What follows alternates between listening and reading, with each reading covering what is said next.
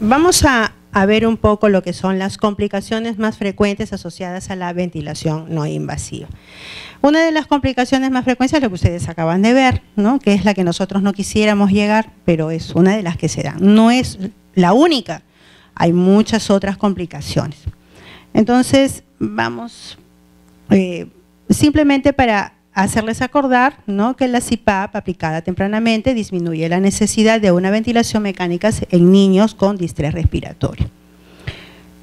¿Qué es lo que hace la CPAP? Reclutar los alvéolos, ¿no? Los infla de tal manera que eso es progresivo, se van inflando progresivamente y luego una vez que están reclutados, ustedes van a ver una mejora en la saturación, disminuimos la FiO2, la fracción inspiratoria de oxígeno, la vamos disminuyendo, entonces y va el niño tolerando además. El niño va tolerando, entonces significa de que ya no necesita pues ese CPAP, ¿no? Entonces vamos a ir variando ya la fase, la modalidad en cómo se entrega el oxígeno. Presión positiva continua de la vía aérea, que eso es lo que significa la CPAP, ¿no? Y hay un aumento de la capacidad residual funcional, favoreciendo la síntesis del surfactante. Que el surfactante, que ustedes seguramente deben de haber trabajado con ese líquido, ¿no?, que es un líquido viscoso, el survanta de origen bovino, pero que dentro de los pulmones humanos a simple vista no se pueden ver, no se ven. Es tan microscópico porque los alvéolos es una cosa tan pequeñita, tan mínima, y eso se produce dentro de los alvéolos que prácticamente es casi imperceptible de verlo. Entonces solamente se puede ver la forma en cómo se van a producir a través de un microscopio. Y se ha podido hacer un estudio así mirándolo directamente con el microscopio a través de un pulmón, digamos, entre comillas, funcionando, ¿no?, de un chanchito. Entonces, cuando vieron eso, dijeron, ah, ok, ¿y esto qué cosa es? ¿Para qué sirve? Esto permite que el alvéolo permanezca distendido, que haya una mejor recepción del oxígeno para hacer la entrega a través de todo el cuerpo.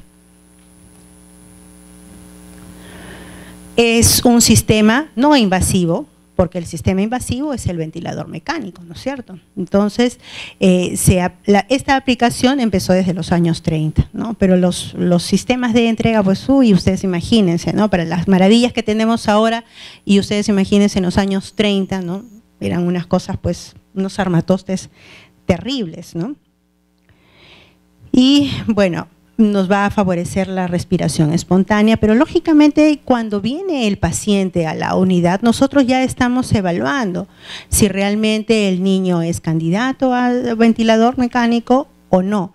Cuanto mayor es su necesidad, su hambre de oxígeno, cuanto mayor es su distrés respiratorio, entonces nosotros ya estamos haciendo la evaluación. Nuestro ojo se ha vuelto tan agudo, tan bueno, que complementamos la evaluación diagnóstica del médico. En la unidad donde nosotros trabajamos, nosotros también opinamos, nosotros decimos, yo creo que este paciente solamente necesita CPAP, no necesita ir al ventilador. No, pero y entramos en confrontaciones a veces incluso con la parte médica. Necesitamos solamente el CPAP, no necesitamos otra cosa. Obviamente tenemos que saber la historia del paciente, porque tampoco de buenas a primeras le voy a decir a un chico, pues, no, de que va a utilizar un CPAP cuando realmente necesita un ventilador, ¿no? Entonces, esa parte que ustedes ya han visto con Zuli, no voy a entrar yo más en detalle con respecto a esto, porque la idea es que ustedes hagan, conforme vamos hablando, hagan ustedes un recuerdo de lo que ustedes tienen en sus unidades y qué es lo que ustedes hacen y qué es lo que podríamos mejorar, qué es lo que vamos a ir haciendo conforme vamos a ir trabajando este tema. Habitualmente, como ustedes han visto, que han pasado, han podido tocarlo, han podido visualizarlo, tenerlo en su mano, pero además ustedes también trabajan con ello, ¿no? La CPAP se aplica a través de dispositivos nasales, nasofaringeos, mascarillas, como las que hemos visto en el caso de ese paciente que ya no tiene, ¿no?, la columela nasal está completamente torturada, ¿no? O sea, no existe ya ahí. Entonces le hemos tenido que poner un duoder más grueso, ya no el delgado, para simular, ¿no?, la pared que divide y que forma las fosas nasales. nosotros procuramos que no llegue a este perjuicio del paciente. Pero lamentablemente no entendemos hasta cuando no lo sentimos. Por esas razones que les hice esta práctica, ¿no? Ahora que ya sabemos que no tolero ni 20 minutos de tener una presión, entonces imagínense cuando el paciente tiene un turno de 6 horas, el PRON nasal, que no ha sido removido, que no ha sido cambiado, que no ha sido limpiado, no ha sido higienizado, y luego lo entrego al siguiente turno, y la colega supuso que el turno anterior se hizo y le da prioridades a otras cosas, y tampoco lo cambia. Y luego regresa la de la mañana, en la noche, y tampoco hizo absolutamente nada. Entonces, obviamente, para el turno siguiente, pasó un día, de repente pasaron 2, de repente pasaron 3, y llegó por ahí alguna colega que sí tuvo la precaución de levantarlo y ver cómo estaba, y esa nariz estaba desastrosa. Entonces, ¿qué es lo que tenemos que hacer? Hacer los cambios. Tal y como hacemos los cambios posturales, de esa misma forma también hacer los cambios en el PRON. No digo cambiarlo, digo desajustarlo, hacerle un pequeño masaje para que favorezca la irrigación sanguínea, porque ustedes recuerden, que lo vamos a ver más adelante, toda esta parte de la nariz que se termina perdiendo no es hueso hasta que llega a una etapa más madura. Mientras el niño todavía está como prematuro, neonato, eso no es hueso. ¿Qué cosa es? Es cartílago. Entonces es mucho más predispuesto a producir ese tipo de lesiones. Es mucho más predispuesto. Más aún cuando hay permanente presión de aire. Además, esta está húmeda porque tiene humedad, ¿no? Que es ese mismo sistema que nosotros calentamos, ¿no? Tiene el calentador y está calentando, está humidificado, y entonces toda esa zona está completamente húmeda y está favoreciendo conjuntamente con la presión excesiva a que hayan este tipo de daños. Y entonces, a raíz de esto, yo estuve revisando cuánto de presión es cuánto ejercemos de presión con los amarres que tenemos en la gorra autoajustable, la presión normal que puede tolerar un capilar, llámese de la piel, llámese de la nariz, llámese de la cabeza o de cualquier parte del cuerpo, de un adulto, es entre 15 a 30 milímetros de mercurio. Es decir, yo me pongo un reloj, pero cuando me ajusta demasiado ya me lo estoy desabrochando. Esa presión que va más allá de entre los 15 a los 30, porque hay gente que puede tolerar de repente un poco más, porque le gustan las cositas ajustadas, ¿no? Entonces, si pasó de esos 30, ya habemos de desamarrarlo para disminuir esa tensión, esa presión. En los prematuros y recién nacidos, la presión es de menos de 15. Y ustedes se imaginan una presión. Lamentablemente no tenemos forma de hacer esas medidas porque se han medido con dispositivos especiales en otras unidades muchísimo más complejas, ¿no? Y a mí me encantaría hacer una medición así en mi unidad, pero nosotros tenemos pues una cantidad enorme de muchachos con estos dispositivos. Ustedes se imaginan presiones mayores de 15 milímetros de mercurio. El niño definitivamente no lo puede tolerar, no lo tolera. Y a esa edad está produciendo una mayor cantidad de mucosidad. Por ahí yo escuché que le hacían preguntas con respecto a la limpieza, ¿no? La limpieza, cómo limpiarlo, si se saca, si no se saca, una cosa así. Entonces, ¿es necesario limpiarlos? Sí, es necesario limpiarlos porque estos dispositivos se llenan de secreciones. Y como las partes finales son tan pequeñas, estas se obstruyen. ¿Y qué pasa cuando tenemos los PRON obstruidos? Vemos nosotros permanentemente las apneas. Entonces el niño no respira bien y yo asumo de que porque está bien colocadito está recibiendo oxígeno, porque además en mi blender no se va a evidenciar esa fuga. La fuga no es perceptible, yo no la voy a poder ver. Y de repente sí está vibrando, está burbujeando, pero no está recibiendo absolutamente nada. ¿Cómo lo verifico? Tengo que lamentablemente verificarlo, sacarlo, limpiarlo, por lo menos 2 veces en el turno. A la hora que yo estoy entrando, ¿no? Que hacen en la mañana, no sé, les cuento mi rutina. En las mañanas, si yo tengo en ventilación, pero yo trabajo en esta área específicamente, nosotros bañamos, pesamos a los bebés. Entonces, en ese momento que hacemos, y que además si el chico está de protocolo de manipulación mínima, le hacemos todo en ese momento. Todo. Limpiamos, movilizamos, desajustamos, colocamos los Tegader, los Duoder, ¿no? Y lo que decía la señora Zulia, sí es cierto, ¿no? Los Duoder no se cambian como cambiamos las sondas orogástricas, sino cambiamos como se cambian las vías endovenosas. Los Duoder se salen solos, así ustedes lo vean negros. Si está bien adherido, eso no se saca, eso sale solo.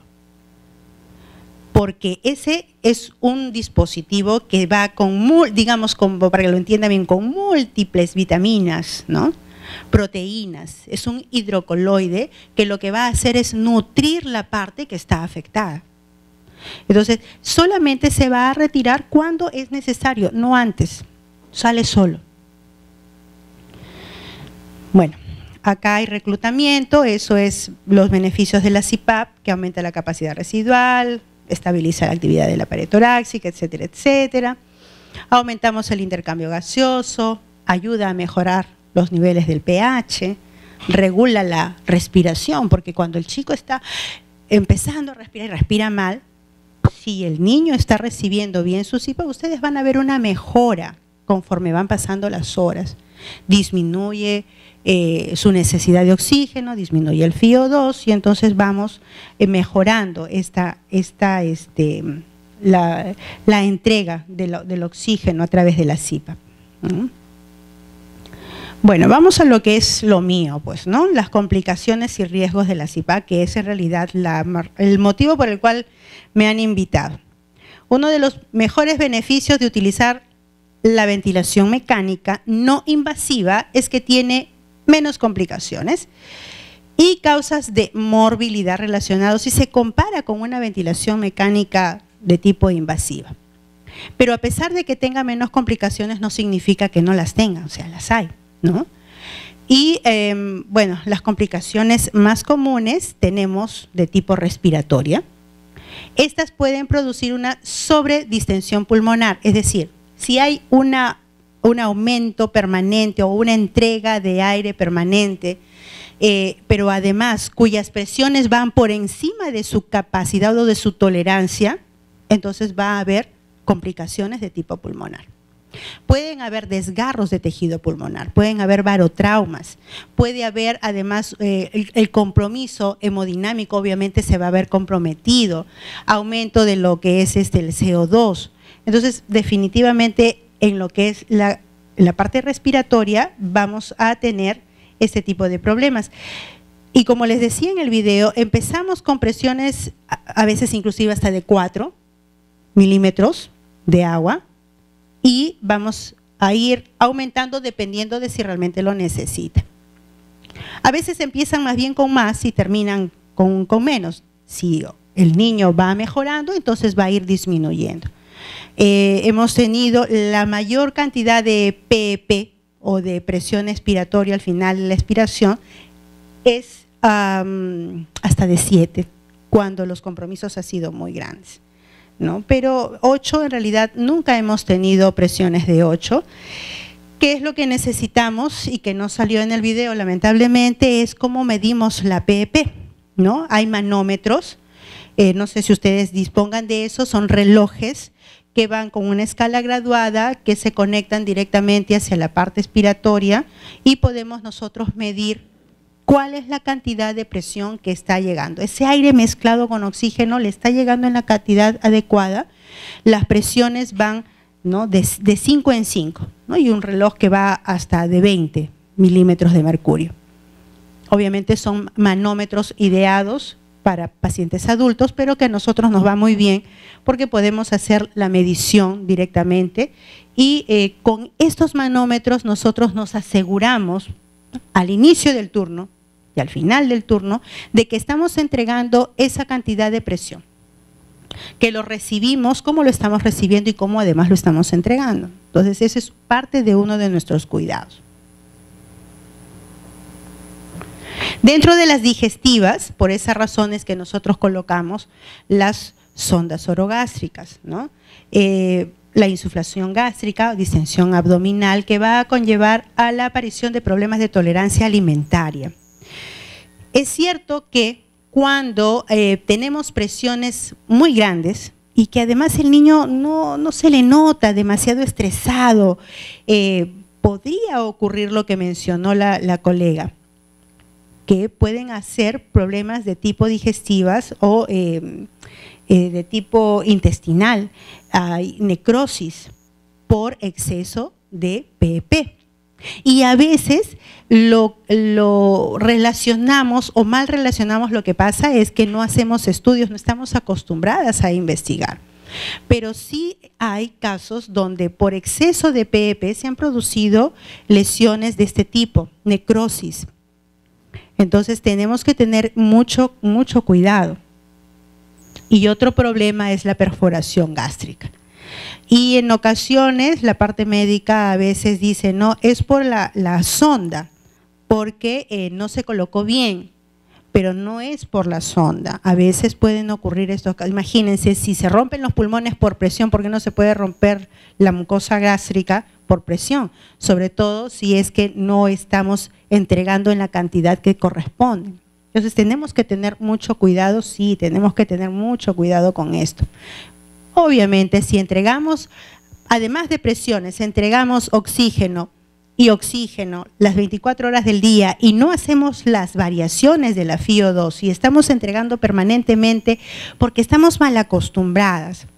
Queremos ver, y eso me pasó a mí de repente cuando yo recién empezaba a trabajar en unidad de cuidado intensivo, pero yo ya tengo trabajando 20 años en la unidad. Y lamentablemente a veces las malas experiencias a uno le enseñan, ¿no? Cuando ya los compromisos son tan grandes y ya hay pérdida incluso hasta de la visión y te dicen, fue por el oxígeno. Entonces te dices, Dios, no sea... ¿Cómo pudo haber pasado? ¿Y por qué no tuve yo esa precaución? A veces por desconocimiento. Por eso es muy bueno estas capacitaciones porque nos enseñan, nos aperturan los ojos y podemos hacer otras mejoras. Si yo veo que el niño tiene, porque ahí además en las indicaciones me lo dicen, ¿no? El niño puede tener colocar el CPAP y una FiO2 que tenga entre 85 a 95%. Pero yo no me siento satisfecha con un 88%. Hay colegas que no se sienten felices cuando el niño está saturando 88%. Si el niño satura entre 87 y 88, menos de 90, la colega no está feliz. Ella quiere que sature 100%, porque solamente saturando 100% yo voy a estar feliz. Y eso es lo adecuado, no es lo más adecuado. Porque si el niño está permanentemente saturando 100%, pero además satura por encima de lo reglamentario, por encima de lo necesario, por periodos demasiado largos, pasan estas cosas. Pasa de que va a tener problemas, ¿no?, de tipo cegueras. Pierde la retina, se queda el chico ciego para toda su vida. Y ya no va, porque no han creado todavía la máquina del tiempo, ¿no? Entonces no hay forma de retroceder para poder subsanar estos errores. Entonces, cuando yo vea de que el niño está saturando bien, lo ideal es ya irle bajando, pues, de 5 en 5. Bajo 5 y me espero, pues, ¿no?, con tranquilidad, una media horita, una hora, ya el chico está saturando perfecto, le vuelvo a bajar otros 5 y así progresivamente, muy amable. Vamos bajándole y de tal manera que yo voy haciendo además una evaluación. Yo ya estoy bajando y ese es mi cuidado. Lo que yo recibí, mira, ¿sabes qué, colega? Mi turno siguiente, yo lo recibí Con FiO2, ¿cuánto es lo máximo que puede recibir un niño con CPAP de FiO2? Les pregunto a ustedes. 80%. Con CPAP, 100%. ¿Cuánto? Porque si yo tengo necesidades más grandes de esa cantidad, significa que no estamos proveyendo o estamos haciendo mal la entrega del oxígeno a través de este dispositivo, o es que el niño realmente ya necesita una ventilación mecánica. Entonces, hay un parámetro. ¿Cuál es ese parámetro? Acá la señorita dijo 80. ¿Alguien da más? ¿Alguien da menos? 100%. Yo necesito 100% para poderle pasar a una ventilación mecánica. Cuando el niño ya tiene más del 50% de FiO2, más del 50%, entre 40 a 50, es lo máximo. Si yo veo de que mi muchacho está requiriendo FiO2 más grandes que 50, significa que yo lo estoy viendo que está respirando mal. No está respirando bien. Y entonces hago una evaluación de todo el equipo. Verifico el PRON, verifico si está con secreciones en la boca, secreciones en la nariz, si la posición es la más adecuada, si a pesar de haber arreglado todo, el niño no mejora y yo le tengo que aumentar a 60, señorita enfermera o perdón, doctor, ¿sabe qué? Ya este chico está necesitando algo más. Entonces va a ser candidato a hacer un cambio de la modalidad ventilatoria. ¿Ok? Entonces, no es todavía que vamos a esperar a los 80 o al 100%. Sí le voy a aumentar a 80 y sí le voy a aumentar al 100% hasta que yo traiga el ventilador y lo cambie, porque ese chico va a necesitar de un apoyo extra. Hasta el momento que haga yo todo ese cambio. Una vez que ya lo cambie, inmediatamente un chico entra a su ventilación invasiva y se le va a proporcionar los parámetros que realmente él necesita. ¿Ok? ¿Quedó claro? Entonces nunca más de 40 o 50% ustedes todavía van a esperar. Y ustedes ven que está aumentando, lo hacen evaluar a su bebé. ¿Ok? Empezamos normalmente con 30, 40%. 30 a 40, ¿no? 30% es lo que se empieza. Cuando vemos que la necesidad de oxígeno es mayor, podemos darle hasta un 40, 50%. Pero si yo veo de que ya más de eso ya me está requiriendo, porque además se evidencia, ustedes lo van a ver, el niño respira mal. Significa que tiene necesidad de más oxígeno. Y si tiene necesidad de más oxígeno, es maldad de mi parte dejar que el niño se siga cansando cuando tranquilamente yo le puedo favorecer su respiración con una ventilación de tipo invasiva. No es lo mejor, no deberíamos de llegar a eso, pero de repente por circunstancias inherentes al mismo niño va a tener que suceder. Ya no depende necesariamente de mi cuidado o no depende del dispositivo, depende ya del tipo de enfermedad o la patología que tenga el paciente.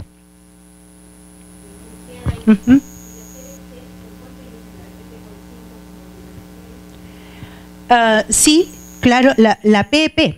La PEP inicialmente depende mucho del tamaño y el peso del paciente. No es lo mismo hablar de un prematuro extremo de menos de 1000 gramos. Hace poco hemos tenido un paciente de 500 gramos. Obviamente uno de 500 gramos no va a entrar a un CPAP, ¿no? No va a entrar. Pero pacientes que tienen 1000 gramos, por ejemplo, empezamos con un 5.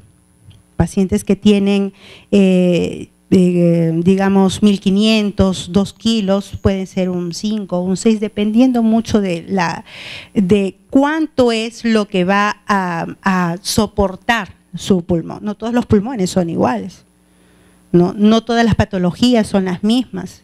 Entonces, usualmente, siempre nosotros en mi unidad trabajamos con esas presiones, 5, 6. Si es un paciente más pequeño, porque ahora tengo un paciente de 900 gramos exactamente con un PEP de 4, por ejemplo. ¿Pero es por qué? Porque además el chico no tiene mayor dificultad respiratoria. El niño está respirando aparentemente bien, pero sí necesita oxígeno. Si yo le saco el pronasal, yo veo que el niño empieza a desaturar. Entonces, ¿qué necesita? Más que el FiO2, necesita la presión. Exacto, exacto, porque lo estamos ayudando a compensar ese déficit de fuerza. Esa fuerza se la estoy proporcionando con el blender, con la PEP. ¿Sí? ¿Quedó claro? ¿Sí?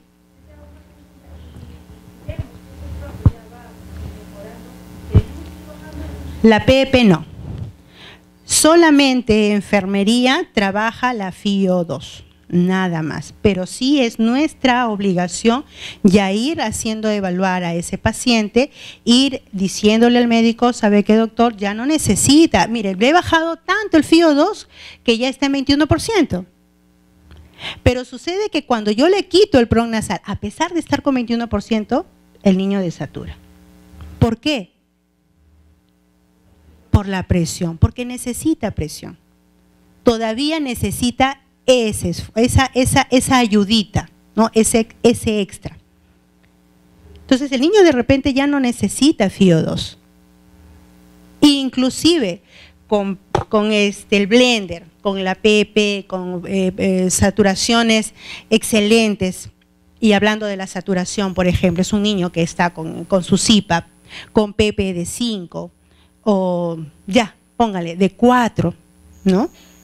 Pero que el FiO2 está en 21% y satura 100%. Pero sucede que cuando yo le quito, empieza a desaturar.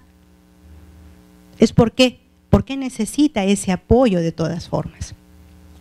Entonces lo dejamos, porque así tenemos pacientes, los dejamos todavía una pequeña temporadita hasta que agarre fuerza, hasta que el niño se haga fuerte y ya no necesite ese exceso de presión. Cuando el niño ya lo tolera, entonces hacemos el cambio. Lo pasamos, ¿a qué lo pasamos? A una canulita. Igual va a llegar, igual llega, pero ya no hay mayor presión, pero ya el niño verdaderamente me dice él que sí realmente lo puede tolerar. Además, los cambios posturales, la forma en como yo le voy a entregar, lo voy a acomodar, va a favorecer también para que el niño pueda mantener una adecuada saturación y no se me descompense.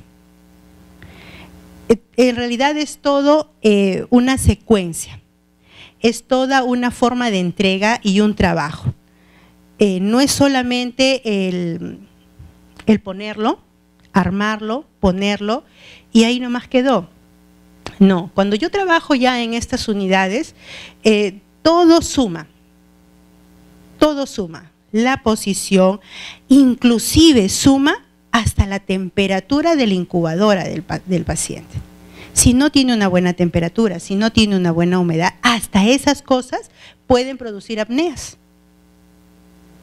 Entonces, ¿suma? Sí, pues suma. ¿Es importante todo eso? Todo, absolutamente todo es importante dentro de la unidad. O muy grande o muy pequeña, la forma en cómo nosotros trabajemos, nos proyectamos, y como decía Zuli, ¿no? Enfermería es eso, ¿no? Es hacer maravillas con las pocas cosas que nosotros nos dan. Porque nuestras realidades, independientemente de que yo trabaje en Rebagliati, o que trabajen en Hospital de Niños, o que trabajen en Santa Rosa, o trabajen en un hospital de cualquier parte del Perú, es cómo nosotros resolvemos esa situación. El paciente, aquí, allá, donde quiera que sea, va a ser igual el mismo paciente. Y sus necesidades, aquí, allá o donde sea, van a ser exactamente las mismas. Por lo tanto, es como nosotros vamos a solucionar esos problemas. Y ahí viene, pues, ¿no?, el trabajo de enfermería. Y eso es lo bonito, porque en realidad es un arte. Es un arte, y es un arte bonito. Entonces, es simplemente cuestión de tener el tino, el tacto, el ojo para poder nosotros solucionar esas cositas. Y hacerlo de la mejor manera posible, ¿no? Porque tensión siempre va a haber. Siempre hay presión y trabajamos bajo presión, pero en la medida en cómo nosotros nos tomamos a esos pacientes y sumamos con el resto del personal, hacemos que las cosas sean verdaderamente un triunfo. Y si yo recupero este tipo de chicos que tienen lesiones nasales, ¿no? Y yo hago de que esos padres de familia se vayan satisfechos, contentos, y no con ganas de jalarme de los pelos, entonces yo he hecho ya bastante, ¿no? Estos son los problemas locales que son los más evidentes, ¿no? Porque de repente a veces no le prestamos mucha importancia a los problemas pulmonares, no le prestamos mucha importancia a los problemas gástricos, a los oculares, y más estamos al pendiente de estos problemas de tipo locales, ¿no? Donde se evidencia ya las necrosis. Para que esto pase es porque hubo una presión permanente, exigida, ¿no? Demasiado tiempo. ¿Debió pasar? No debería de pasar. Para ello necesitamos que el personal sea diestro, experimentado, y esa experiencia la vamos a ir ganando en el día a día. No solamente es cuestión de tener 20 años de servicio, 15 años de servicio, porque hasta la que tiene 25 años se le puede pasar, ¿no? Ha pasado. Entonces, ¿qué es lo que necesitamos? Necesitamos tener amor por este trabajo, ¿no? Apasionarnos por lo que estamos haciendo. Y no dejarlo pasar, pues. No dejarlo pasar, sino ser consciente de mi responsabilidad. Ustedes se imaginan 6 horas de trabajo, pero ustedes trabajan 6 horas, ¿no es cierto? Turnos de 6. Y son 6 horas, pues chicas, ¿no? Entonces, tantas cosas podemos hacer ahí, en esas 6 horas. No es poco tiempo. Y yo veo colegas que les falte el tiempo. Yo hoy día he visto a una colega que ha sido a las 9 de la mañana, terminando su turno a las 7, porque le faltaba tiempo. Después de haber estado 12 horas en la noche. Imagínense. Pero eso es un crimen, ¿no? Entonces no puede ser que después de tener 6 horas de trabajo, 12 horas, no hayas hecho lo que tenías que hacer con tus pacientes. Bueno, yo no sé qué cantidad de pacientes trabajan ustedes, pero en mi unidad, en esta unidad que ustedes han visto en el video, tenemos 10 pacientes, tenemos 5 enfermeras, a veces 4, a veces 3 ya cuando pues la chica se enferma, porque todos pues somos humanos y nos enfermamos, ¿no? Pero la relación de pacientes es o a 2 o a 3. De a 2 o de a 3. Máximo ya pues 4, ¿no? Cuando nadie quiere agarrar 4, yo sí me agarro los 4, ¿no? Es lo más. En la unidad de ventiloterapia. En los otros ambientes 4 o 5, ¿no?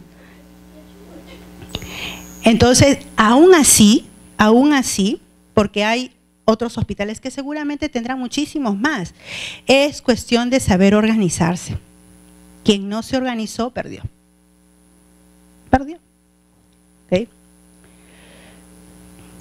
Bueno, no voy a entrar al detalle con lo que se hace porque ya la licenciada Villanueva ya lo ha mencionado. Obviamente, pues no es el monitoreo permanente. Si yo veo desaturaciones, entonces yo tengo que estar a la expectativa, alerta, constante, vigilante, realizar la higiene, desobstruir esos PRON nasales. Y ahora ya saben de que ese PRON no es eterno. El PRON se tiene que retirar para luego hacerle la limpieza. Obviamente yo tengo que hacer un desajuste leve, porque la idea no es sacarlo del todo, porque lo que voy a hacer es desreclutar todos esos alveolitos que ya estaban tan bonitos y mi saturación estaba perfecta, y de pronto lo tengo que sacar para hacerle la limpieza y el chico empieza a desmejorarse porque otra vez esos alveolos se colapsaron. No, la idea es, lo retiro suavemente sin dejar de que exista esa presión, limpio, hago la higiene y luego nuevamente lo vuelvo a colocar, ¿no? O hacer su sellado con su gorrito, tomando las precauciones que ya ha mencionado la colega en la exposición anterior. No debemos de colocar, obviamente, pues no demasiado fuerte la interfase, ya ustedes eso lo saben porque ustedes mismas ya ahora con esta experiencia que han tenido, definitivamente no más van a volver a hacer un ajuste demasiado severo para sus pacientes. Todos los sistemas de fijación y la interfase de la CPAP podrían ser necesario cambiarlos, ¿no? Podrían ser necesario cambiarlos. Si yo veo que el niño necesita más tiempo para la necesidad de CPAP es todavía un poco más grande en el tiempo, de repente va a ser necesario su cambio. ¿Y esto por qué? Porque con el aire, el agua que circula, ¿no?, por la evaporación, esos PRON no van a permanecer suavecitos como ustedes los han tocado. No se quedan así eternamente, se endurecen. Y por esa razón es que si tampoco no los cambiamos, producen este tipo de lesiones. Ahora viene acá lo siguiente. En todas las unidades, probablemente de todo el país, no tenemos los recursos necesarios para hacer, pues, ¿no?, o sea, los cambios que nosotros quisiéramos, ¿no? Yo veo de que ya no sirve, le hago el cambio. Por esa razón es que se hacen los cambios cada 7 días o cada 10 días, ¿no?, de todo el circuito, incluyendo el PRON nasal. ¿Por qué razón? Porque ya saben, ahora esto pues se endurece y esto también podría producir este tipo de lesiones. Y estamos a merced de los presupuestos de nuestras instituciones. Entonces, si no hay, a veces los reciclamos, los esterilizamos. No es tampoco lo más conveniente, porque al esterilizarlos se endurecen más. Pero si no lo tenemos, a no tener nada, tenemos que solucionar, ¿no? Y ahí es donde nos convertimos en las mujeres maravillas, pues, ¿no? Vemos la mejor manera de brindar este apoyo sin causar lesión, sin causar mayor daño del que de repente ya podría tener o está con tendencia a hacerlo, ¿no? Colocamos el paciente en posición supina para una mejor manipulación, aunque se producen menos incidencias de apneas y de saturaciones en posición prona.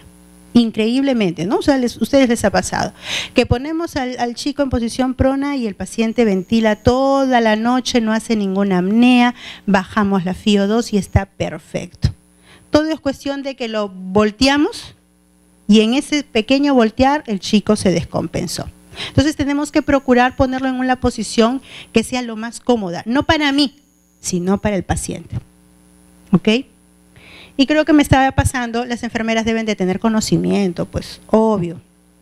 El paciente, la enfermera no se capacita, no está permanentemente actualizada, no lee, en contraste con una persona que sí ya tiene no solamente experiencia, sino que se está capacitando, porque ustedes van a llegar ahora con nuevas luces, con nuevos conocimientos, y van a sacar pecho de sus conocimientos que tienen con respecto a las otras compañeras. Esto no se hace así, esto se hace así. Entonces, ustedes son las que van a liderar, y ustedes se van a sentir ya como que en otro nivel, en otro level, dijo mi sobrina, ¿no? Ambas posiciones es importante alternarlas, pero si yo veo que le va mejor en la posición prona, lo que hago es lateralizarle la cabecita. Es lo mejor. Vigilamos los métodos de sujeción para prevenir el riesgo de lesión isquémica cerebral por compresión de la circulación, ya que los neonatos tienen una gran plasticidad ósea. Bueno, también tenemos los controles, que tenemos que hacer control digestivo, balances hídricos. Y bueno, en lo que es verdaderamente las lesiones, las que se producen, las observables, las úlceras en esta zona de la nariz, estas se clasifican en estadios, estadio 1, 2, 3 y 4. Ya el estadio 1 es cuando hay una pequeña eritema. El estadio 4 es cuando ya pues está necrótico y no hay ya forma de solucionar. ¿Pasa? Sí, ustedes lo acaban de ver, pasó. Eso puede suceder.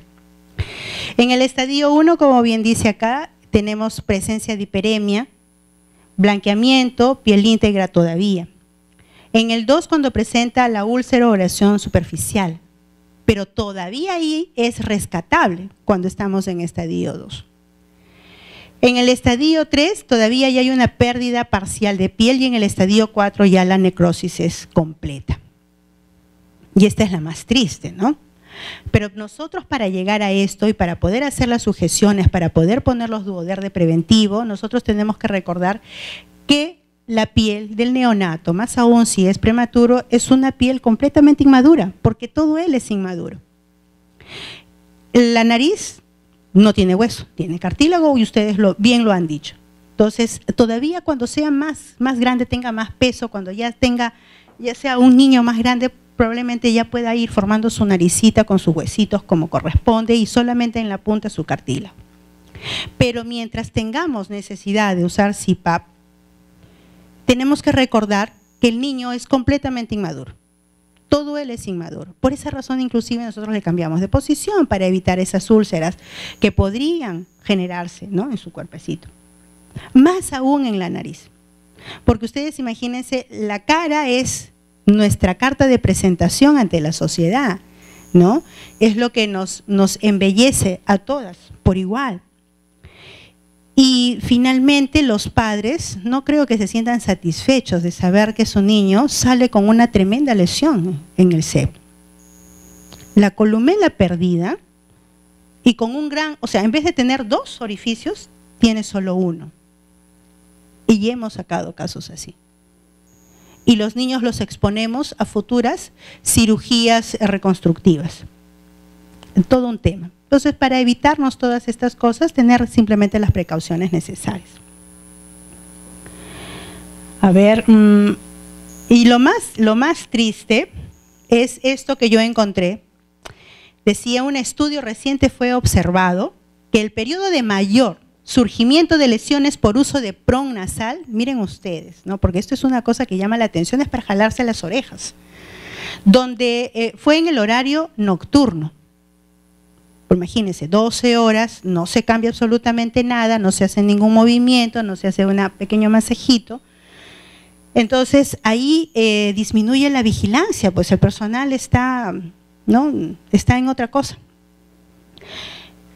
Asimismo, la sobrecarga de trabajo en algunos horarios podrá reducir la vigilancia de los neonatos que utiliza este dispositivo. Tal hecho va a repercutir en la necesidad de cualificación y además del equipo de enfermería que asiste al neonato. Esto es en realidad un punto bien importante, porque si el personal no está entrenado, no está capacitado, no entiende que es importante, van a pasar este tipo de cosas en horarios que son un poco más tensos. Este estudio demostró que en las noches de guardia pasan estas cosas. Así es que vamos a tener mucho cuidado de aquí en adelante. Bueno, simplemente recordarles el tabique nasal, la estructura rígida que separa la nariz en 2 cavidades de derecha a izquierda, lámina de hueso, pero solamente cuando ya está en la etapa más adulta, y cartílago en su 100% todavía cuando el niño es prematuro. Y la mucosa es el nombre que recibe esta estructura que recubre todo el tabique, que es similar a la piel húmeda, comparable al interior de la boca. Este interior de la boca es casi similar a cómo está el tabique nasal. Es importante tanto para la forma como para la función de la nariz. Cuando el tabique presenta un agujero, que normalmente empieza agujereándose en la parte de arriba, cuando tenemos ya presión, es muy seguro de que ya se esté perforando la parte interna. Se va haciendo un hueco, y nosotros no lo vemos porque nosotros no estamos pues observando, ¿no? Lo más evidente es primero esta presión que tenemos acá en el septo. Esta comunicación interna, que es anormal, en principio no va a causar ningún tipo de problema, es decir, para efectos de hemodinamia no causa mayor problema. El problema es de tipo anatómico, ¿no? Porque no se va a ver bien. Un hueco gigante en la cara no es estético. Entonces, más adelante sí podría haber problemas de tipo anatómico, ¿no? Las lesiones adquiridas se atribuyen fácilmente a la rinosinusitis o epistaxis. También pueden ocurrir hinchazón facial. Cuando ocurren estas cosas, ¿no?, hay hinchazón facial con la progresión de la lesión. También hay dolor. Pero a veces es tanta la presión, que finalmente ya no hay dolor, porque toda esa parte ya más bien como si hubiera estado pues no adormecida, se adormece. Es como cuando ustedes pasan mucho tiempo sentados y de pronto ya no sienten ese lado de la pierna, ¿no? Entonces ya hay que hacer un pequeño movimiento para que nuevamente haya irrigación. Falta irrigación, entonces automáticamente esa parte se queda adormecida. Y como ya está tan adormecida, porque inicialmente sí iba a haber dolor, pero después de que ya pasó el dolor, inmediatamente viene el adormecimiento y ahí es donde se producen las lesiones. El PRON se obstruye, pero además también puede ocurrir que no nos dimos cuenta y la pieza se salió de la fosa nasal y no está brindando, ¿no?, la presión correspondiente. Y evidentemente nosotros tenemos que estar siempre observando, verificar el burbujeo, verificar la PEP. ¿Y qué es lo que pasó? Ya se salió el PRON nasal, ¿no? Entonces hay que estar siempre observando. Para lo que es la fase de cicatrización en toda esta zona, cuando usamos el Duoder, hay 3 fases: la fase inflamatoria, proliferativa, de maduración, ¿no? Y vamos por acá, quiero que ustedes vean, con esto vamos a terminar. Este es un niño que ha recibido CPAP. Vean ustedes cómo se puso de eritematosa esa zona por mayor presión. Le pusimos el Duoder y finalmente lo recuperamos. ¿No? Entonces, con este niño no hubo mayor problema. Este es el mismo niño, sino que es cómo hemos ido evolucionando con la curación. Y ustedes ven que no es como el otro que es pequeño, ¿no?, que era más discreto el Duoder, ¿no? Este tiene todo el largo porque era otro tipo de CPAP. Y tenemos que la lesión, cómo empezó, ¿no? Miren cómo está toda exudativa, eritematosa, dolorosa y con secreciones. Le ponemos nosotros el protector, el Duoder, ¿no? Inclusive ustedes noten que no solamente es desde la punta de la nariz, sino que protegemos inclusive hasta las partes internas, con la finalidad, porque depende mucho también del tipo de CPAP que estemos utilizando. La marca también a veces influye mucho. Hemos usado los Inca, hemos usado los Medis, estamos usando ahora en este momento los Fisher. Y bueno, cada uno tiene sus pros y sus contras, como todo en la vida. Pero dependiendo de cómo nosotros lo acomodemos, cómo nosotros lo colocamos y de la forma en cómo vamos a hacer la prevención, la colocación de los Duoder, es que vamos a tener éxito en la curación, pero la idea es que no lleguemos todavía a curar, sino que no tenga absolutamente ningún tipo de problema. Entonces lo usamos como preventivo. En este caso en particular, sí, ya acá hay una curación, pero generalmente todo niño que entra a CPAP en nuestra unidad siempre se le pone Duoder. Siempre. ¿Ok? Este es un CPAP Medix. Vean ustedes que estamos cubriendo la parte de la base de la nariz, o sea, la parte superior de la boquita. Vean ustedes este Duoder. Este en particular se tomó la foto. ¿Por qué razón? Porque ustedes noten esta parte que está como media blanca, ¿no? Y cuando sacamos el PRON, provoca sacarlo, provoca hacerle la limpieza, pero no lo sacamos, ¿no?, hasta cuando esto se despegue por completo. Una vez que se despega por completo, le hacemos el cambio y le ponemos uno nuevo.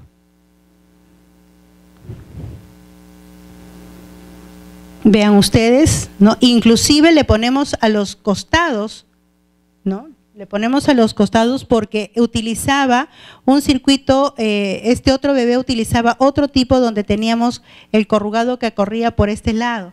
Entonces, al hacerle presión, no dañaba también esa parte de la carita. Pero ahora sucede lo siguiente. Cuando yo repasaba estas diapositivas, también recuerdo que, y ustedes también lo deben de saber, que cada equipo viene con accesorios, vienen con almohadillas. Esas almohadillas no vienen por las puras, vienen para proteger esas zonas. Lo que pasa es que en ocasiones no nos adiestramos, no nos acostumbramos a utilizar esos dispositivos que son auxiliares y que son para beneficio de nuestros pacientes. Se usan inclusive en la parte superior las almohadillas que disminuyen la tensión en todo el trayecto, o las almohadillas que se usan a los costados para disminuir esa presión. Entonces, ciertamente yo decía, bueno, tengo que mostrárselos de todas maneras, porque en realidad no debimos de haber puesto este duoder, ¿no? Era un gasto extra, y además porque en realidad no lo requería, porque debimos haber utilizado las almohadillas. Pero bueno, ya está hecho, pero para que ustedes lo puedan observar, porque estas cosas además sirven como experiencia para que ustedes también puedan observarlo y ponerlo en práctica en sus unidades. Y noten ustedes, ¿no? El bebé ya casi en las últimas curaciones, ¿no? Las últimas curaciones ya casi completamente limpio. Le volvemos a poner ya no todo el ancho, porque ya le hemos cambiado la modalidad, ya no está con CPAP, ahora está con una cánula, ¿no? Entonces ya no necesita. Entonces solamente le ponemos su duoder en la parte de la puntita, ¿no? Y cómo queda, para que ustedes vean cómo está quedando. Acá se ha hecho un mal uso, pues, ¿no? del duoder, porque esto no debe, el duoder va a la piel, no va sobre el esparadrapo.